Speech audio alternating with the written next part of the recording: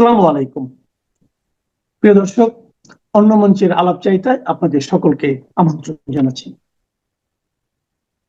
দেশের রাজনীতির নানা রকম ঘটনা এখন আমাদেরকে দেখতে হচ্ছে। আমরা দেখছি একদিকে ঐকমত্য কমিশনের আলোচনা চলছে, সেখানে রাজনৈতিক দলগুলোর প্রতিনিধিরা উপস্থিত হচ্ছেন, তারা নানা বিষয় নিয়ে কথা বলছেন। শাসনতান্ত্রিক কি পরিবর্তন করা যায়, নির্বাচন ব্যবস্থার কি পরিবর্তন করা যায়, এবং দেশের জন্য কি কি পরিবর্তন আনা যায়, সংবিধানে কি পরিবর্তন করা যায়, এগুলো নিয়ে আলোচনা করছেন। আবার অন্যদিকে দেখছি একই সময়ে কয়েকটা রাজনৈতিক দল তাদের কিছু দাবির জন্য, কিছু শাসনতান্ত্রিক পরিবর্তনের জন্য তারা রাজপথে আন্দোলন করছেন। এই আন্দোলন তারা কার জন্য করছেন, মানে কার কাছে তাদের দাবিটা পেশ করছে, এটা আমাদের মতো সাধারণ মানুষ অনেক সময় ক্লিয়ার করতে পারে না। এটা কি সরকারের কাছে দাবি করছেন? সরকার কি দাবি পূরণে সক্ষম? এটা কি অন্য কোনো বিরোধী দলের উপর চাপ প্রয়োগের জন্য করছেন? সেই বিরোধী দলের হাতে কি সবকিছু রয়ে গেছে? যদি সরকারের কাছে দাবি প্রয়োগ করেন, তাহলে সরকার প্রধানের সঙ্গে তো আবার এই রাজনৈতিক দলেরই একজন শীর্ষ নেতা যুক্তরাষ্ট্রে যাচ্ছেন আজকে।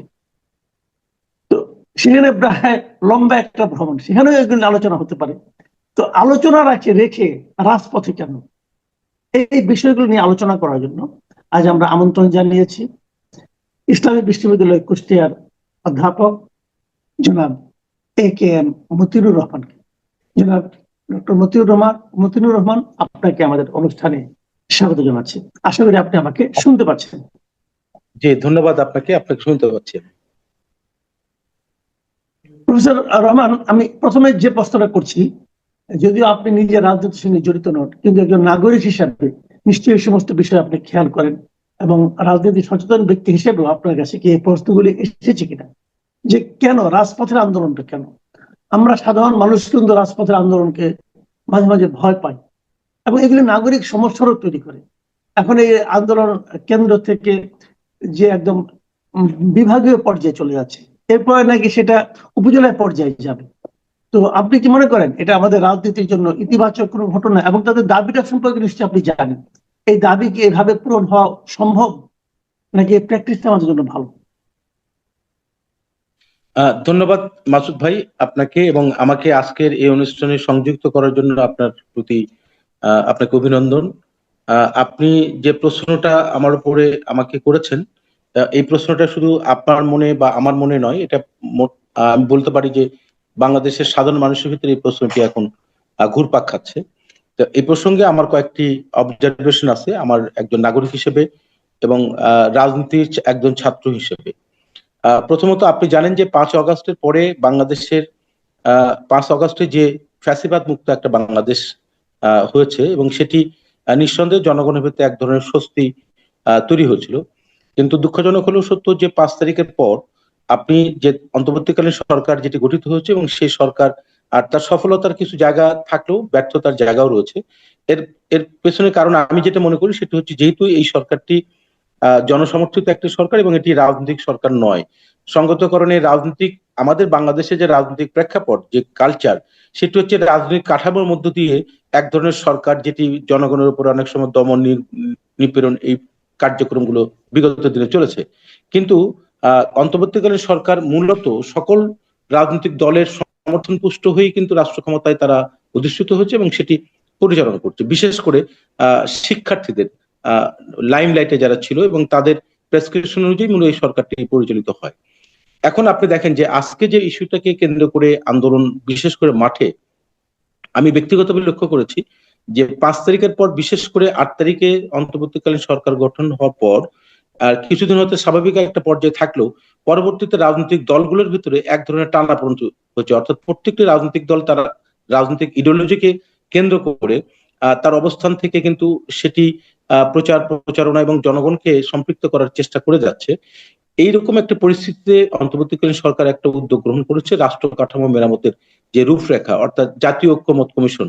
এখানে মূলত বড় দাগে 6টি কমিশন হচ্ছে, এবং সেই 6টি কমিশন বিগত প্রায় 2 মাস ধরে সকল রাজনৈতিক দলকে নিয়ে তারা কিন্তু একটি দফায় দফায় মিটিং করেছে এবং অনেকগুলো বিষয়ে তারা ঐক্যমত পোষণ করেছেন। এখানে বিশেষ করে যে কয়েকটি বিষয় নিয়ে আজকে মাঠে অপরাপর কয়েকটি রাজনৈতিক দল, বিশেষ করে 8টি, এবং 8টার মধ্যে আমরা যে লক্ষ্য করলাম যে 3টি দল সেখানে অংশগ্রহণ করে নাই, 5টি, এবং মাঠে প্র্যাকটিক্যালি আপনি যদি দেখেন তাহলে 2টি রাজনৈতিক দল, একটা হচ্ছে বাংলাদেশ জামাত ইসলামী বাংলাদেশ, এবং আরেকটা হচ্ছে ইসলামী আন্দোলন। তাদের দাবি মূলত 5টি প্রকাশ করেছে, এবং এই 5টির ভিতরে উল্লেখযোগ্য আপনার যেটি আমি দেখেছি যে লক্ষণীয়, জুলাই সনদ, যেটি আইনি ভিত্তি প্রদান করা, এবং জুলাই সনদের ভিত্তিতেই আগামী নির্বাচনটি অনুষ্ঠানের ব্যাপারে তাদের একটা দাবি।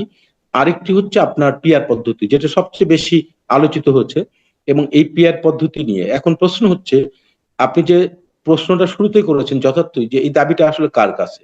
আমি যদি আমার নিজের কাছে প্রশ্ন, এই দাবিটা আসলে কার কাছে করা হচ্ছে? সরকারের কাছে, ধরে নিলাম সরকারের কাছে, কিন্তু সরকারের অংশী তো যারা আন্দোলন করছে তারা তো নিজেরাই সরকারের অংশী।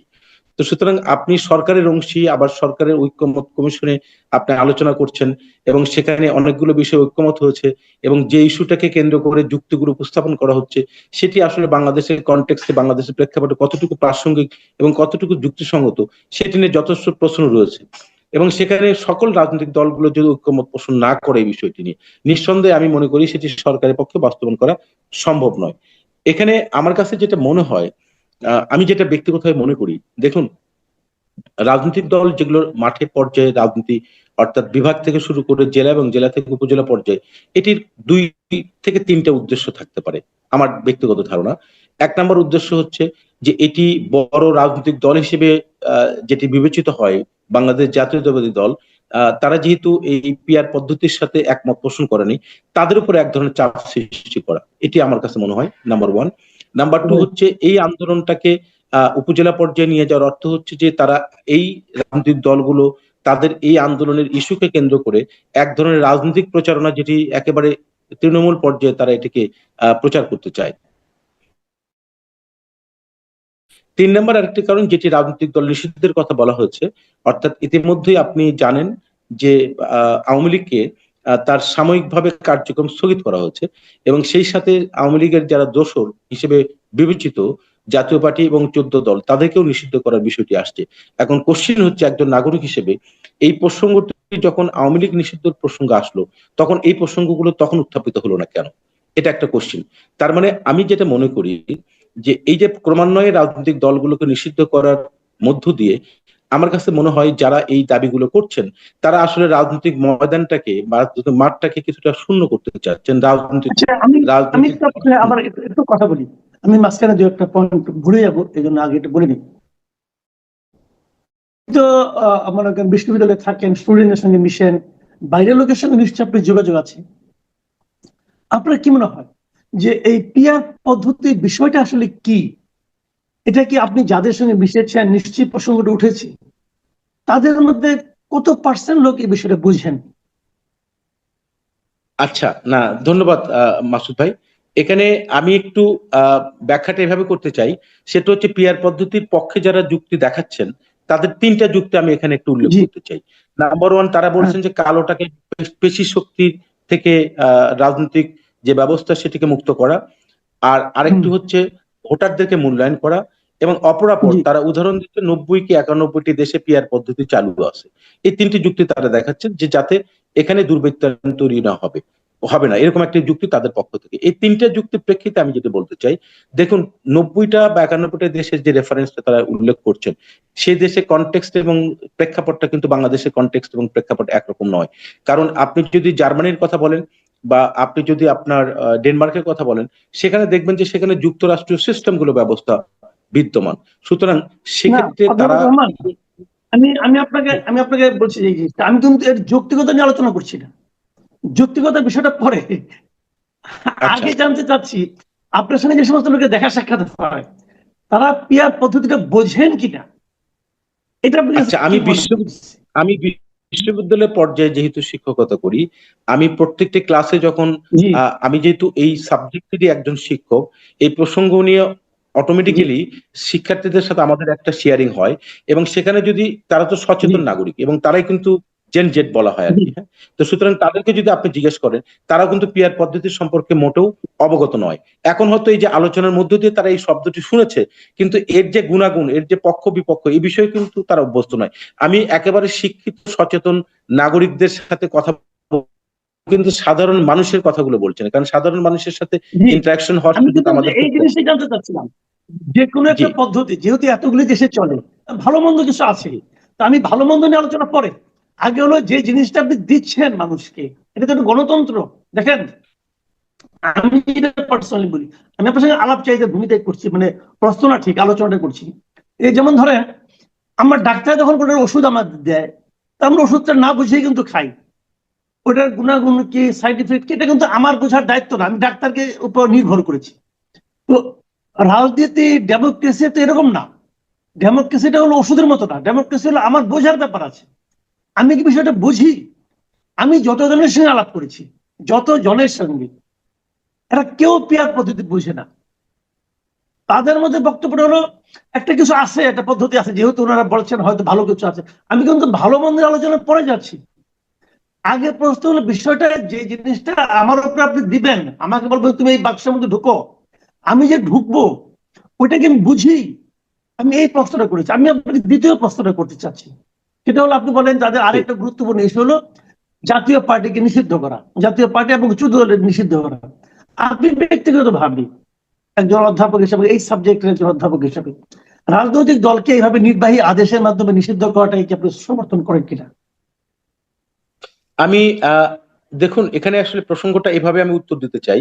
সেটা হচ্ছে, যেহেতু বিগত 16-17 বছর একটা ফ্যাসিজম তৈরি হয়েছে এবং এটি সত্য, এবং এই ফ্যাসিজমের মধ্য দিয়ে বাংলাদেশ মূলত প্রত্যেকটি প্রতিষ্ঠান যেরকম ধ্বংসপ্রাপ্ত হয়েছে, এবং সেই সাথে এই ফ্যাসিজমকে বিতাড়িত করার ক্ষেত্রে আমাদের অনেক শিক্ষার্থী জনতা কিন্তু জীবন দিয়েছে।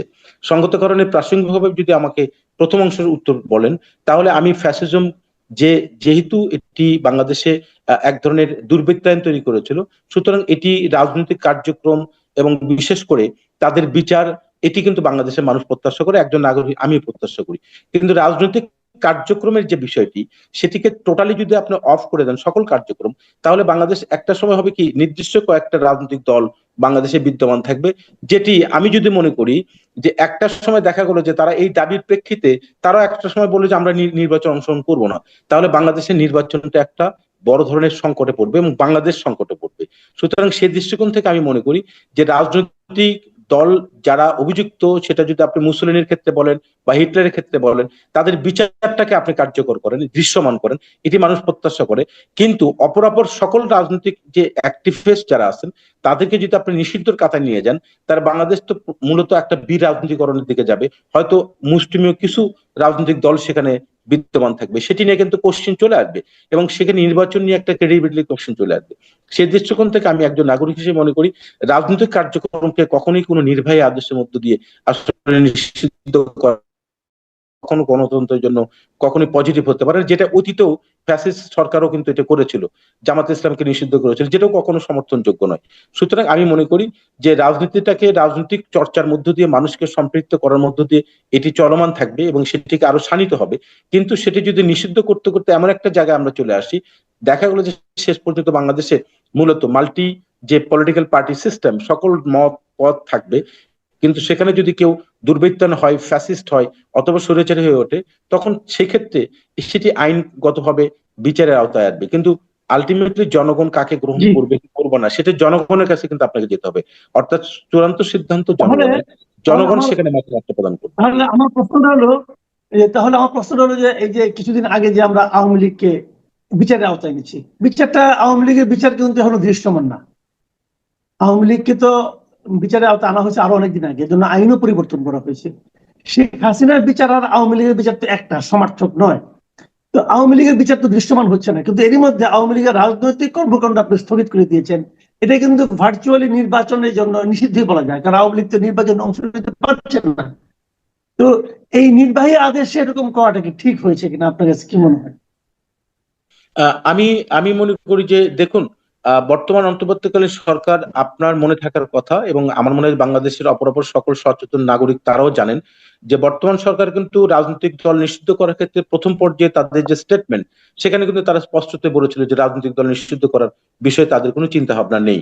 কিন্তু আপনি লক্ষ্য করবেন যে একটা মবক্রেসির মধ্য দিয়ে এটি কিন্তু একটা সিচুয়েশন তৈরি করা হয়েছে, এবং সেই সিচুয়েশনের মধ্য দিয়ে পরবর্তী সরকার বাধ্য হয়েছে এই রাজনৈতিক দলটাকে সাময়িকভাবে কার্যক্রম নিষিদ্ধ করার। অর্থাৎ আমি সেই দৃষ্টিকোণ থেকে যদি মনে করি, গভর্নমেন্টের প্রথম পর্যায়ের যে দৃষ্টিভঙ্গি, তাদের যে সেন্টিমেন্ট, সেটিকে আমি মনে করি ইতিবাচক। পরবর্তীতে একটা বিশেষ মহলের মানে প্রেসারের কারণে আমার মনে হয় এটি করেছে, এবং এরকম প্রেসার কিন্তু কন্টিনিউসলি আপনি লক্ষ্য করবেন যে বাংলাদেশে হরহামেশাই ঘটছে। সুতরাং এই যে মবক্রেসি যেটিকে আমরা বলি, সেটি কখনো কখনো এটি গণতন্ত্রের জন্য থ্রেট হয়ে দাঁড়াচ্ছে, এবং বাংলাদেশের ক্ষেত্রে এমনি তো বাংলাদেশ দীর্ঘদিন যাবৎ গণতান্ত্রিক চর্চার টোটালি বন্ধ ছিল। সুতরাং সেই জায়গাতে যদি এরকম একটি ভার্নারেবল সিচুয়েশনে একটার পর একটা মবক্রেসির মধ্য দিয়ে যদি আপনার নিষিদ্ধ প্রক্রিয়াটা চলে, তাহলে সেটি কখনোই গণতন্ত্র এবং আমাদের বাংলাদেশের রাজনৈতিক যে বহুমাত্রিক রাজনৈতিক যে ডাইমেনশন, সেটি আমার মনে হয় যে সেটি বাধাগ্রস্ত হবে, এবং সেটি জনগণও আসলে আমরা অনেকটা বিভ্রান্ত হয়ে পড়ি আসলে কি হতে যাচ্ছে। সেই দৃষ্টিকোণ থেকে আমার কাছে যেটা মনে হয় সেটি হচ্ছে যে আমি প্রকারান্তরে যে কথাটা বলি সেটি হচ্ছে নির্বাচন নিয়ে আপনি লক্ষ্য করবেন যে এক ধরনের ডেট নিয়ে যেরকম একটা দ্বিধাদ্বন্দ্ব ছিল, এবং ডেটটা যখন নির্দিষ্ট করা হয়েছে তখন আরেক ধরনের ডাইমেনশন তৈরি হয়েছে। অর্থাৎ ফাইনালি যে জিনিসটি মনে হয় সেটি হচ্ছে নির্বাচনটাকে এক ধরনের প্রলম্বিত করার জন্য, এবং নির্বাচন আদৌ এই যে ফেব্রুয়ারিতে সেটি অনুষ্ঠিত হবে এটা আমি আশাবাদী। কারণ নির্বাচন না হলে বাংলাদেশ হয়তো নতুন আরেকটি সংকটের দিকে যাবে। কিন্তু এখনো মানুষের মধ্যে কিছু প্রশ্ন রয়েছে, আমার নিজের মধ্যে সেই প্রশ্ন রয়েছে। সুতরাং এই প্রশ্নের উত্তর হয়তো আমাদেরকে অপেক্ষা করতে হবে যে ফাইনালি কোথায় গিয়ে দাঁড়ায়। তবে সিমটম যেটি মনে হয় সেটি হচ্ছে সংকট এখনো সংকট মুক্ত আমি এটি মনে করি না। কারণ তার দৃষ্টান্ত হচ্ছে ঐক্যমত কমিশনে বসে থেকে আমি সিদ্ধান্ত গ্রহণ করছি, অংশগ্রহণ করছি। এই যে 2টি মাস সকল রাজনৈতিক দল অংশগ্রহণ করেছে, নিশ্চয়ই তাদের আন্তরিকতা ছিল। কিন্তু সেখান থেকে বের হয়ে আপনি যখন আপনার রাজপথে যাচ্ছেন তখন এই জায়গাতে কিন্তু সন্দেহের একটা অবকাশ থেকেই যায়। আমি মনে করি সেই সন্দেহের অবকাশ সবার মনে তৈরি হচ্ছে, এবং সেটি কোনো কখনোই সেটি আমাদের জন্য মঙ্গলজনক নয় বলে আমি মনে করি। জি, আসলে আপনি দেখেন একটা জিনিস, আমি আমি আমি যেটা নিজেও যেটা ফিল করছি, একটা সময় ছিল যখন হাসিনা রেজিম ছিল, হাসিনা ফ্যাসিবাদী আচরণ ছিল, সরকার কারো কথা শুনতো না, কথা বলতো না, তখন সাধারণ মানুষের আর কোনো উপায় ছিল না রাজপথে নামা ছাড়া। রাজপথে নামাটা আমরা সবসময় মনে করি সর্বশেষ একটা আপনার পদ্ধতি প্রতিবাদী। তো এখন কি সে ধরনের কোনো বাস্তবতা তৈরি হয়েছে? সরকার তো সবার কথা শুনছে, এবং এই যে আপনার এই যুক্তরাষ্ট্রের সরকার প্রধান গেলেন, তার আগে কিন্তু আপনার প্রেস সেক্রেটারি যিনি আছেন উনি কিন্তু বলেছেন যে এই দলগুলো সরকারের অংশীদার। তো যারা সরকারের অংশীদার তারা কেন রাজপথে? এটা মানে সাধারণ মানুষের কাছে কিন্তু এটা একটা প্রশ্ন, এবং এটা কি আলটিমেটলি এক ধরনের সোসাইটিতে অস্থিরতা তৈরি করবে না, এবং তৈরি করছে না? নিঃসন্দেহে নিঃসন্দেহে আপনার সাথে আমি একমত যে এটি সমাজে অস্থিরতা তৈরি করবে এবং অস্থিরতা তৈরি করছে। তার দৃষ্টান্ত আমি প্রাসঙ্গিকভাবে একটু বলি।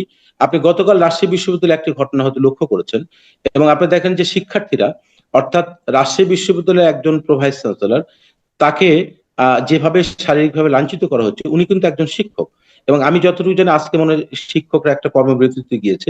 এই যে ঘটনার প্রভাবগুলো, এটি কিন্তু সমাজের ভিতরে এক ধরনের অস্থিরতা তৈরি করছে, যেটি মানুষের ভিতরে আবার নতুন করে একটা শঙ্কা তৈরি করবে। যেটি 5 তারিখে 5ই অগাস্টের যে স্পিরিটটা, এটিকে যদি আপনারা ধারণ করে যদি আমরা সামনের দিকে পথ চলতে চাই, এবং আমি মনে করি বর্তমান অন্তর্বর্তীকালীন সরকার সকল রাজনৈতিক দলকে এত বেশি কগনিজেন্সিতে নিয়েছেন যে ছোট বড় এই বিবেচনায় কিন্তু নেন নাই। অর্থাৎ যে সকল রাজনৈতিক দল রেজিস্টার্ড, এবং আপনি দেখবেন যে তাদের জনসমর্থন পুষ্ট এবং তাদের সাংগঠনিক কাঠামো বাংলাদেশের প্রত্যন্ত অঞ্চলে এখনো বিস্তৃত হয় নাই, তাদেরকে কিন্তু তারা আহ্বান করেছেন এবং তাদেরকেও তারা আমলে নিয়েছেন, তাদের কথাগুলোকেও তারা গুরুত্ব সহকারে দেখেছে। সুতরাং এই যে গুরুত্ব দেওয়ার পরও, সরকার এই দলগুলোকে গুরুত্ব দেওয়ার পরও যদি আপনি রাজপথে এই ইস্যুগুলো নিয়ে আসেন, তাহলে কিন্তু আমি একজন নাগরিক হিসেবে আশঙ্কা করতেই পারি যে নির্বাচন নিয়ে যে শঙ্কাটা মূলত শুরু থেকেই তৈরি হয়েছিল, সেই সংখ্যাটা কিন্তু এখনো মুক্ত বলে আমি মনে করি না। তাহলে একটা জিনিস আপনাকে বুঝতে হবে যে নির্বাচন গণতান্ত্রিক পন্থার সবচেয়ে সবচেয়ে সবচেয়ে গুরুত্বপূর্ণ এবং সবচেয়ে ইম্পর্টেন্ট একটা বিষয়, যেটিকে বাদ দিয়ে আসলে কখনোই গণতন্ত্রের যাত্রা কখনোই অগ্রসর হতে পারে না। তার মানে একমাত্র উপায় নির্বাচন তা নয়, কিন্তু নির্বাচনের মধ্য দিয়ে জনগণের একটা মতামতের প্রতিফলন ঘটে। অর্থাৎ আপনি শুরুতে আরেকটা কোশ্চেন করেছিলেন, যেটা আমি তখন দুঃখিত, বলেছিলেন যে জনগণ আসলে ব্যাপারে কতটা সচেতন। আমি মনে করি যে কোনো পদ্ধতি, নতুন কোন পদ্ধতি যখনই আপনি ইন্ট্রোডিউস করবেন বা সংবিধানে নিয়ে আসবেন অথবা জনগণের উপরে আপনি প্রতিফলন ঘটাতে চাইবেন, তাহলে জনগণকে সে ব্যাপারে আগে থেকে অবগত করতে হবে এবং জনগণকে সে বিষয়ে রাজনৈতিক একটা দীক্ষা দিতে হবে। আপনি সেটি যদি না দিয়ে তার উপরে চাপিয়ে দেন, তাহলে জনগণ সেখানে বিভ্রান্ত হবে এবং সেটি জনগণের মনে কিন্তু একটা নেগেটিভ প্রভাব পড়বে। এবং সেখানে আমি মনে করি যে এই পদ্ধতি যেটা আপনি বলেছেন ভালো মন্দ উভয় পক্ষই রয়েছে এবং বাংলাদেশের কনটেক্সটে সেটি প্রয়োগযোগ্য কি প্রয়োগযোগ্য না সেটি নিয়েও হয়তো আলোচনা হতে পারে। কিন্তু সবচেয়ে বড় কথা, একজন নাগরিক হিসেবে আপনি একটা জিনিস আমাকে এর উপরে চাপিয়ে দিবেন, সে ব্যাপারে আমি কিছু জানবো না, আমি এ ব্যাপারে অভ্যস্ত থাকবো না, সুতরাং সেটি কখনোই তৈরি হচ্ছে পিয়ার পদ্ধতি, এটি হয়তো ভবিষ্যতে এই জিনিসটি আসতে পারে। আমার মনে হয় যে এটিও অনেক সময় প্রাসঙ্গিক হতে পারে। কিন্তু এই মুহূর্তে যদি আপনি মনে করেন যে এই পদ্ধতি ছাড়া আমি নির্বাচনে যাব না বা নির্বাচন হতে দিব না, এটি আমি মনে করি কখনোই গণতন্ত্রের জন্য মঙ্গলজনক নয়। এবং যারা এই কথাটি বলছেন, আমার ধারণা তারা শুধুমাত্র তাদের ইগোইস্টিক পয়েন্ট থেকে এই কথাগুলো বলছেন। আসলে রাজনীতিতে ইগো তৈরি করে, রাজনৈতিক দলের ভিতরে ইগো তৈরি করে জনগণকে আসলে কখনোই আপনার, আমি মনে করি জনগণের জন্য যদি রাজনীতি দলগুলোর জনগণের জন্য রাজনীতি করে তাহলে সেটি জনগণকে জিম্মি করা উচিত নয়, এটি কোনো রাজনৈতিক দলের উচিত নয়। জি, অনেক ধন্যবাদ অধ্যাপক মতিনুর রহমান। প্রিয় দর্শক, আপনারা শুনলেন যে পিয়ার পদ্ধতি, রাজনৈতিক দলকে নিষিদ্ধকরণ এবং বাংলাদেশের চলমান রাজনীতি নিয়ে কুষ্টিয়া ইসলামী বিশ্ববিদ্যালয়ের অধ্যাপক মতিনুর রহমানের বিশ্লেষণ। আপনাদের কেমন লাগলো আমাদের লিখে জানাবেন। পরবর্তী সময়ে ওনাকে আমরা আবারও আমন্ত্রণ করতে চাইবো, যদি উনি সময় দিতে পারেন আবার ওনার কথা আমরা শুনবো। সবাই ভালো থাকবেন। আল্লাহ হাফিজ।